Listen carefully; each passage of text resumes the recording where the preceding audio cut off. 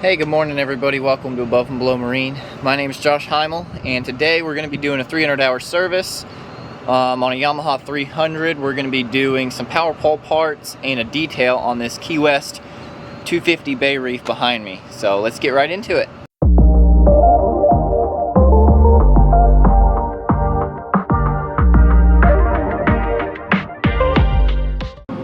Alright, so we're going to start off with the 300-hour service.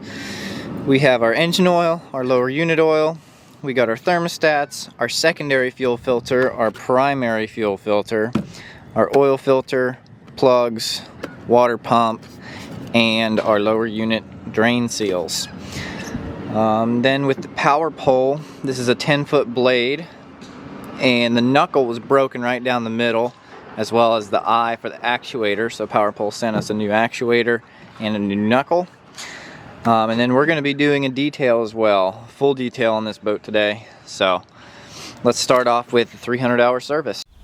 Alright, so we did the 300-hour service, we did the power pole parts and a detail. All the film got lost, so I can't show you exactly what we did. We operated the power pole, ran the motor after, and everything looks great.